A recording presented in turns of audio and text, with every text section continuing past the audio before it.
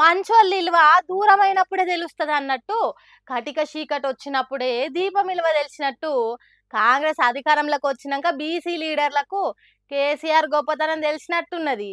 Are Krishnaiah చూడుండ్రి KCR బీసీలకు చేసిన మేలు గురించి ఎట్లా చెప్తున్నాడో. అన్ని సందర్భాల్లో ముఖ్యమంత్రి కేసీఆర్ ఉన్నప్పుడు అడ్వకేట్ జనరల్ ఇచ్చారు, అనేకమైనటువంటి పదవుల్లో స్పీకరు, చైర్మన్ కౌన్సిల్లో, ఇంకా అనేక రంగాల్లో ఇప్పుడు సందర్భం కాకపోయినా అనేక సార్లు బీసీల ప్రచారం నిలిచారు.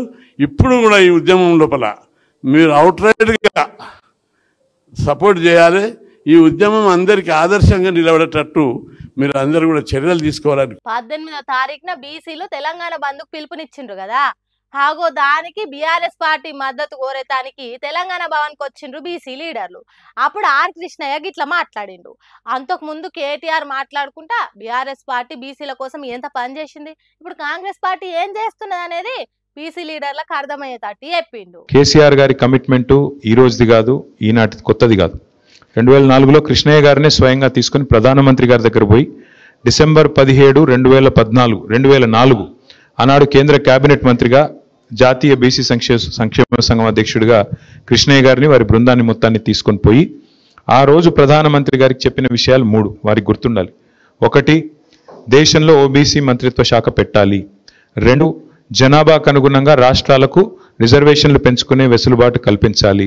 3వది చట్టసభల్లో బీసీలకు రిజర్వేషన్లు కావాలి. ఈ 3 అంశాలను కూడా భారతదేశంలో నాకు తెలిసి కేసీఆర్ స్థాయిలో, కేబినెట్ స్థాయిలో మాట్లాడిన మొట్టమొదటి నాయకుడు కేసీఆర్ గారు, కేంద్ర కేబినెట్ మంత్రిగా. అధికారం లేనప్పుడే తెలంగాణ రాకముందే బీసీల కోసం ఎంతో దానిలాడిండు కేసీఆర్ సారు.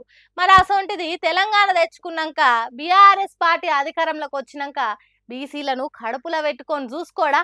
అందుకే కేసీఆర్ సీఎం అయినాక మార్కెట్ కమిటీలో రిజర్వేషన్లు కల్పించడం అయితే ఏమిటిది, అట్లాగే మొట్టమొదటిసారి అడ్వకేట్ జనరల్గా ఒక బలహీన వర్గాలకు సంబంధించిన బిఎస్ ప్రసాద్ గారిని నియమించడం అయితేనేమి, అట్లాగే 10 రాజ్యసభ సీట్లు వస్తే అందులో 5 సీట్లు మరి బలహీన వర్గాలకు కేటాయించుకోవడం అయితేనేమి, ఇట్లా ఎన్నో సందర్భాల్లో, ఒకసారి కాదు, ఇవన్నీ కూడా కేసీఆర్ గారు చేసిన విషయం నేను మీకు గుర్తు చేస్తా ఉన్నా. అట్లనే కాంగ్రెస్ పార్టీ సర్కార్కు సురుకులు గట్టిగా పెట్టిండు. బలహీన వర్గాలకు న్యాయం చేసుడు సీఎం రేవంత్ రెడ్డితో కాదని బాలంగా చెప్పిండు. ఇది కాంగ్రెస్ పార్టీ చేసేది చిత్తశుద్ధి లేని శివపూజ లాంటిది. వాళ్ళకైతే చిత్తశుద్ధి లేదు, రాదు. రేవంత్ రెడ్డి గారి నాయకత్వంలో మాత్రం బీసీలకు న్యాయం ఎన్నటికీ జరగదు. ఇది వాస్తవం. ఎవరు అవునన్నా కాదన్నా మీకు కూడా తెలుసు, మాకు కూడా తెలుసు. సరే మీరు కెమెరాల ముందు చెప్పలేకపోవచ్చు, మేము చెప్పగలుగుతాం, మేము చెప్తాం. సర్కార్ను కొరకాస్తోని కాల్చినట్టు చేసినాక బీఆర్ఎస్ పార్టీ మద్దతు అడిగిన బీసీ లీడర్లకు కూడా చక్కని సలహా ఇచ్చిండు కేటీఆర్ సారు. మీరు బీజేపీ మద్దతు పలికిందని కృష్ణయ్య గారు నాకు చెప్పిండు. బీజేపీ మద్దతు పలికితే, బీజేపీ కింద పార్లమెంట్లో బిల్లు పెడితే ఎవరు ఆపుతారని నాకు అర్థం కాదు. మేము ఓటేయమా, కాంగ్రెస్ ఓటేయడా, ఎవడాపుతాడు? మద్దతు పలుకుడు అంటే ఇక్కడ కాదు కదా. ఒకసారి మోడీ గారి దగ్గర తీసుకుపోమన్నారు బీజేపీ వాళ్ళకి చెప్పు, మేము కూడా వస్తాం. మోడీ గారి దగ్గర అపాయింట్మెంట్ ఇప్పింది, మేమందరం వస్తాం. మోడీ గారు ఒక్కసారి అనుకుంటే దెబ్బకే అయిపోతుంది. తెల్లారి బిల్లు పెట్టచ్చు, స్పెషల్ సెషన్ పెట్టచ్చు, బిల్లు పెట్టచ్చు, ఒడిచిపోతుంది. రాహుల్ గాంధీ గారు, మోడీ గారు వాళ్ళిద్దరికిన కరెక్ట్గా ఉంటే, వాళ్ళిద్దరికిన కరెక్ట్గా అనుకుంటే ఒక్కటే ఛాయ్ కప్పు ఛాయ్ తాగే లోపల ఒడిచిపోతుంది పని. దీనికి మనం చేయాల్సింది కార్యక్షేత్రం ఇక్కడ కాదు. ఇక్కడ బంద్ మీరు ప్రకటించారు, దానికి మా నైతిక మద్దతు ఇస్తాం, తప్పకుండా మీతో నిలబడతాం. కానీ అసలు కార్యక్షేత్రం ఢిల్లీ.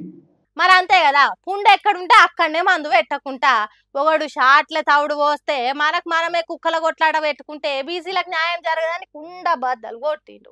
బద్దలు కొట్టుడు కాదు, మొత్తం చెక్కలు చేసిండు. పంచాయత్ పెద్ద మనిషి అంటే దుడ్డే బర్రే నాదే అన్నట్టు కాకుండా బీసీ ఉద్యమానికి బీఆర్ఎస్ పార్టీ మద్దతు ఉంటది.